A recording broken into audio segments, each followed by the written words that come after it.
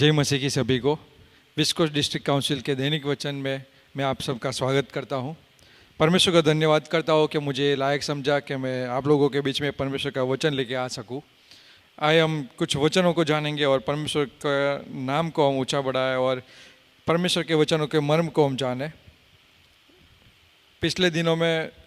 परमेश्वर ने जो मेरे से बात की उस कुछ चीज़ों को मैं आपके बीच में लेके आना चाहता हूँ। आए हम पुराने नियम से देखेंगे यहोशू का किताब उसका 3:15। जैसे यहोशू 3:15 कहता है कि और संदूक के उठाने वाले यरदन पर पहुँचे और संदूक के उठाने वाले याजकों के पाँव यरदन के तीर के जल में डूब गए। यरदन का जल तो कटनी के समय सब दिन कड़ारों के ऊपर ऊपर बहा रहता है। जब हम जैसे वचन में कहता है कि याजक लोग जब परमेश्वर के संदूक को लेकर चलते थे उन्होंने यरदन का सामना किया। आप या मैं जब परमेश्वर की उपस्थिति को लेकर चलते हैं, हम उस परमेश्वर की उपस्थिति मतलब उस वाचा के संदूक को जब हम लेके चलते हैं, उसका मतलब ये नहीं है कि हमारे सामने कोई यरदन नहीं है या तो हमारे सामने कोई मुश्किल ही नहीं है या तो फिर यरदन हमारे सामने हमें कोई मुसीबत के रूप में आता नहीं है। लेकिन यरदन ऐसे लोगों के सामने भेजा जाता है, स्पेशली ऐसे लोगों के सामने जो परमेश्वर के अनुग्रह के द्वारा परमेश्वर की उपस्थिति को साथ में लेके चलते हैं। जब हम परमेश्वर की उपस्थिति को साथ में लेके चलना चालू करते हैं तब शत्रु की नज़र हमारे ऊपर रहती है और वो हमेशा प्रयत्न करता है, कोशिश करता है कि वो हमें परमेश्वर की उपस्थिति से दूर करे, हमें परमेश्वर के वचन से, परमेश्वर की इच्छा से या तो फिर परमेश्वर की योजना से हमें दूर करें। जैसे हम परमेश्वर प्रभु यीशु के संतान हैं तो शत्रु चाहता है कि हम परमेश्वर से हमारा रिश्ता ख़त्म हो जाए या तो फिर परमेश्वर से हम दूर हो जाए या तो परमेश्वर के साथ हमारा जो घनिष्ठ संबंध है उसमें एक खाई आ जाए या तो एक गैप आ जाए। लेकिन मैं एक चीज़ को मानता हूँ कि अगर परमेश्वर की उस उपस्थिति जो यरदन को आपके सामने लेके आती है, वही परमेश्वर की उपस्थिति उस यरदन को आपके जीवन में और रुका भी सकती है और उसके दो भाग भी कर सकती है। जब हम परमेश्वर की उपस्थिति हमारे कंधों पे लेके चलते हैं तब मैं मानता हूँ कि हमारे सामने वाला हर एक यरदन उस सूखे पत्ते के समान वो गिर जाता है और दो भाग हो जाता है। हमारे पास एक ही परमेश्वर ने कार्य दिया है हमारे जीवन में, विश्वासियों के जीवन में, हम पासवानों के जीवन में, कि हम परमेश्वर की उपस्थिति को हमेशा अपने साथ में लेके चले, उस वाचा के संदूक को अपने कंधों पे लेके चले। क्योंकि जब कोई समस्या आती है या तो कोई रुकावट आती है तब हम ज़्यादा से ज़्यादा परमेश्वर की उपस्थिति में रहें, ज़्यादा से ज़्यादा हम चर्च में जाए, कलीसिया में जाए, ज़्यादा से ज़्यादा हम प्रार्थना करें, ज़्यादा से ज़्यादा हम बाइबल पढ़े। अगर एक बार पढ़ते तो 2 बार पढ़िए, 3 बार पढ़िए, क्योंकि हो सकता है कि यरदन आपके सामने चिल्लाएगी, यरदन आपको आवाज़ देगी, यरदन आपको धमकाएगी। लेकिन वही समय है कि आपको जो परमेश्वर ने कार्य दिया है कि उसकी उपस्थिति को लेकर चलना, उसमें हम बने रहें। अगर हमारे जीवन में यरदन है तो हम 2 तरीके से उसको दूर कर सकते हैं। या तो 2 तरीका है जिसके द्वारा उस यरदन से हम छुटकारा पा सकते हैं या तो उस यरदन के 2 भाग कर सकते हैं। एक है कि उस यरदन के ऊपर से होके हम चले जाएं और दूसरा रास्ता है कि उस यरदन के बीच में से होके हम चलें। परमेश्वर के संतानों के लिए तीसरा रास्ता है ही नहीं, सिर्फ 2 रास्ते हैं। जहाँ पे एक रास्ता चाहता है कि आप एक परिपक्व रूप से होके तैयार हो या तो आपने बहुत सारी ट्रेनिंग ली हो तब जाके आप किसी यरदन के ऊपर से होके आप चल सकते हैं। और दूसरा रास्ता कि यरदन के बीच में से होके अगर आपको जाना है तो उसके लिए चाहिए आपको परमेश्वर के ऊपर भरोसा और एक अच्छा विश्वास। जैसे हमें पता है कि अगर एक जहाज़, एक एरोप्लेन किसी जगह से निकलता है तो वो लोग एक जो कंट्रोल टावर रहता है उसके लगातार उनके संपर्क में रहते हैं ताकि आने वाले रास्ते में अगर कोई तूफान आने वाला है या तो कोई समस्या आने वाली है, अगर कोई बादल या बारिश ऐसा कोई समस्या आने वाला है, तो जो कंट्रोल टावर रहता है, जैसे उनके पास अभी तो अच्छी तकनीकी ज़माना है, तो उनके पास टेक्नोलॉजी रहता है और अच्छे अच्छे साधन रहते हैं, ऐसे उनसे वो पूरे वर्ल्ड के अंदर कहाँ पे बारिश होने वाली है या तो हवामान कैसा रहेगा, उसके हिसाब से उस जहाज़ को वो लोग मार्गदर्शन देते हैं कि इस पॉइंट पे जाके आपके जहाज़ को आपको ऐसे उड़ाना है ताकि आपके रास्ते के बीच में जो तूफान आ रहा है उससे ऊपर आप 30,000 फीट से ऊपर होके चले जाएंगे तो वो तूफान आपको नहीं पकड़ पाएगा, या तो फिर वो समस्या आपको नहीं, कोई मुश्किल मतलब कोई भी ऐसी तकलीफ आपको नहीं दे पाएगा करके। ऐसे ही हम जानते हैं नए नियम में प्रभु यीशु मसीह के बारे में कि जब प्रभु यीशु मसीह का जन्म हुआ तब पवित्र आत्मा के द्वारा यूसुफ और मरियम को परमेश्वर का दूत हमेशा उनको मैसेज दिया जाता था कि अभी समय है कि आपके संतान को कोई मारने वाला राजा है हेरोद जो अभी जिंदा है, तो एक काम कीजिए, आप यहाँ से निकल जाइए, आप दूसरे स्थान में जाइए। जब वो दूसरे स्थान में जाते हैं और हेरोद की मृत्यु हो जाती है, वापस वहाँ पे उनका संपर्क होता है, वहाँ पे उनको एक मैसेज मिलता है कि अभी जो राजा उस बच्चे का प्राण लेने के लिए जो आगे पीछे घूम रहा था वो राजा अभी मर चुका है और आपको उस गांव में जाना है और वहाँ पे आपको अपना जीवन बिताना है। एक भविष्यवाणी के रूप में हमेशा उनको ये संदेश मिलता है और उसी तरह वो जो छोटा बालक लेके वो इधर उधर जा रहे हैं उस भविष्यवाणी के उस संदेश के द्वारा, ऐसे उनका जो यर्दन था उनके जीवन का, उसके ऊपर वो विजय प्राप्त करते हैं। लेकिन आज के इस समय में जब हम एक विश्वासी के रूप में जीते हैं, सबसे पहला एक समस्या आता है कि हमारी पहचान। यर्दन आके हमें हर बार सवाल करता है कि आप कौन हैं। समस्या आके हमें सवाल करती है, हु आर यू, आप कौन हैं। कई बार समस्या ऐसे भी बोलती है, जैसे नए नियम में हमें पता है कि मैं पौलुस को भी जानती हूँ और यीशु मसीह को भी जानती हूँ, लेकिन आप कौन है। यही जो चीज़ है जो उत्पत्ति से शुरू हुआ है कि जब आपके जीवन में समस्या आती है और समस्या जब वो शत्रु लेके आता है तो सबसे पहले आपको आपकी पहचान के बारे में वो हमेशा एक कन्फ्यूज़न में लेके आता है। जैसे उस एदन के गार्डन में, एदन वाटिका के अंदर उसने आदम और हवा को एक पहचान के बारे में उनको कंफ्यूज किया कि वो कौन है। उनको बताया कि अगर आप ये खाओगे तो ऐसा हो जाओगे, आप ये करोगे तो ऐसा हो जाओगे करके। उनकी पहचान, हालांकि उनकी पहचान परमेश्वर ने उनको दे दी थी, उनको अधिकार दिया था, एक अच्छा जीवन दिया था, लेकिन शत्रु ने आके उनको भरमाया और उनकी पहचान से उनको अलग कर दिया। जब कोई यर्दन आपके आगे आके जब सवाल करती है तब आपको उस मोड़ पे लेके आना है। जैसे मैंने अभी कहानी बताया कि एक पॉइंट पे आके वो जहाज़ अगर रास्ते में कोई समस्या आती है तो वहाँ से थोड़ा ऊंचा उड़ेगा, 30,000 फीट की ऊंचाई पे उड़ेगा, ताकि वो नीचे आने वाला बादल या तो वो तूफान उसको स्पर्श न कर सके। ऐसे ही हमें भी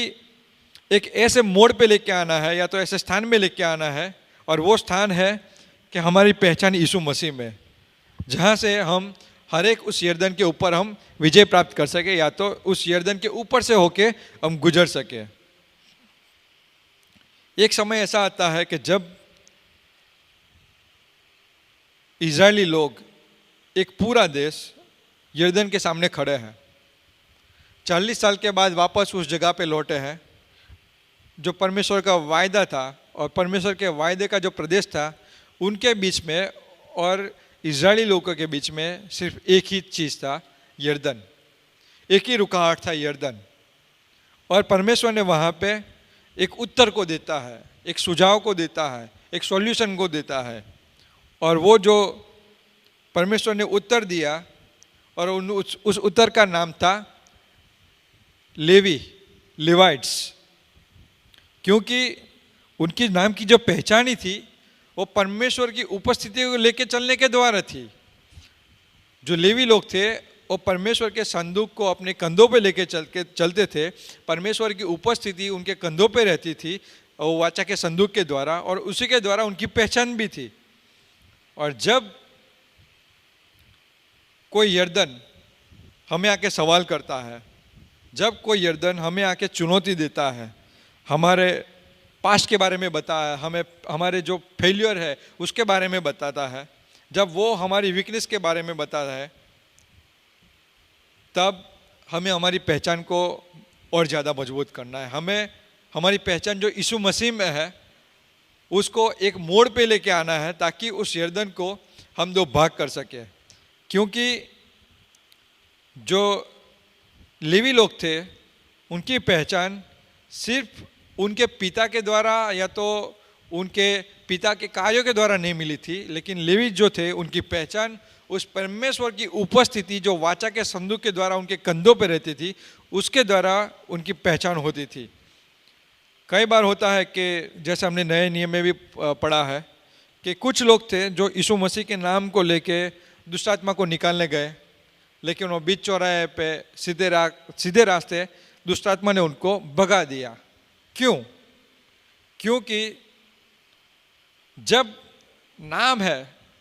लेकिन हम उपस्थिति को लेके नहीं चलते। जब आप बिना किसी उपस्थिति के अगर किसी नाम को लेके चलते हो तो ये हाल होता है। लेकिन जब हमने किसी नाम में विश्वास किया है तो हमें उसके ऊपर विश्वास करने के द्वारा उसकी उपस्थिति को भी लेना है, हमें प्रार्थना भी करना है, और उसके द्वारा हमें उस यर्दन के दो भाग करने हैं।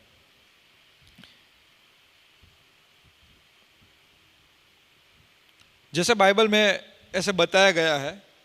कि जब यर्दन का दो भाग हुआ, उसकी गवाह उस यर्दन के उस किनारे से लेके यरीको तक जितने भी लोग उस समय जिंदा थे वो हर एक लोग उसके गवाह बने। जैसे यहोशुआ 3:16 कहता है कि तब जो जल ऊपर की ओर से बहा आता था वो बहुत दूर अर्थात आदम नगर के पास जो सरतान के निकट है रुक रुक कर एक ढेर हो गया। जब साइंस की ओर देखते हैं तो ये चीज़ असंभव है। हमें ऐसा पढ़ाया गया है स्कूल में कि जिस बर्तन में आप पानी को डालो वो उसका शेप हो जाता है, लेकिन यहाँ पे एक बहता पानी है और परमेश्वर उसको एक ढेर कर रहा है। हालांकि साइंस के तरीके से ये पॉसिबल ही नहीं है, संभव ही नहीं है, लेकिन जब उस परमेश्वर के लोग परमेश्वर की उपस्थिति को लेके चलने वाले उस याजक लोग के पैर उस यर्दन के ऊपर पड़े और यर्दन का दो भाग तो हो ही गया, लेकिन पानी वो ऊपर की ओर ऐसे एक ढेर हो रहा था। जब हम अपनी पहचान को उस परमेश्वर की उपस्थिति के द्वारा होने लगती है, हम उस नाम को बिना प्रार्थना के हम नहीं छोड़ सकते, और उस नाम में विश्वास रखना भी हम नहीं छोड़ सकते,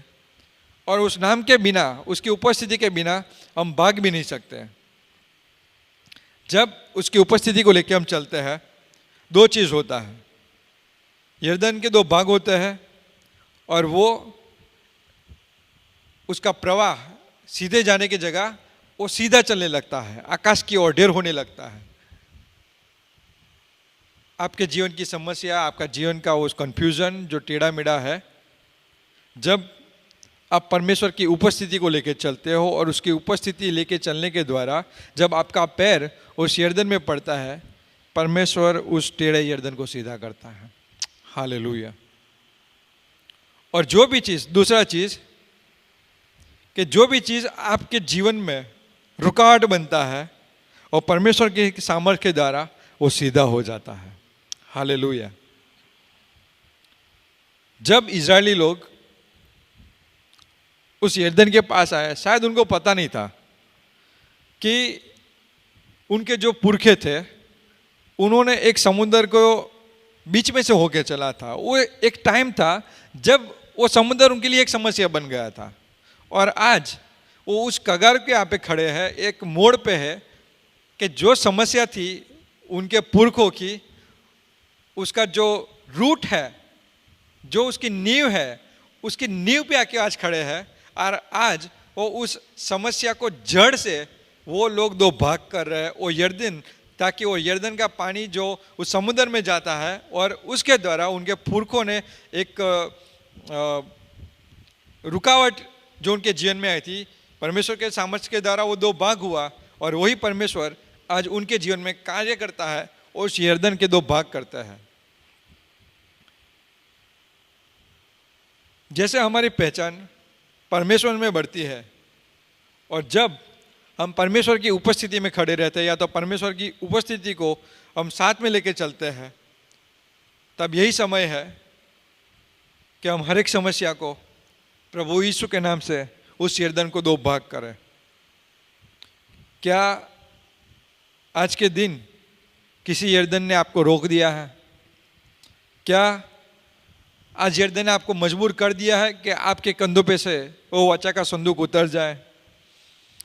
क्या ये समय है कि आप अपने आप को कमजोर महसूस करते हो, व्याकुल महसूस करते हो, असमर्थ महसूस करते हो कि कैसे होगा ये यरदन को मैं कैसे क्रॉस करूंगा, या तो ये यरदन का पानी कैसे दो भाग होगा? लेकिन यही समय है कि आप उस वाचा के संदूक को अपने कंधों पे ले लें और उसके द्वारा जैसे उस याजक लोग ने, उस लेवी लोग ने उस उपस्थिति को लेके चलने के द्वारा उस वाचा के संदूक यानी परमेश्वर की उपस्थिति अपने कंधों पे लेके चले और उस समस्या के ऊपर पैर रखा, उस यरदन के ऊपर पैर रखा और उस यरदन दो भाग में बढ़ गया। मैं भी मानता हूँ परमेश्वर के सामर्थ्य के द्वारा आपके जीवन का यरदन भी दो भाग हो जाएगा। अपने आप को कमजोर महसूस न करें, लगातार परमेश्वर की उपस्थिति में बने रहे और उस परमेश्वर की उपस्थिति अपने साथ में लेके चले, ताकि आपके जीवन के सामने आने वाली हर एक रुकावट, जो भी शत्रु शैतान यरदन के रूप में आपके जीवन में लेके आता है, वो प्रभु यीशु के नाम से उसकी उपस्थिति के द्वारा दो भाग होने पाए। प्रभु यीशु के नाम से आमीन।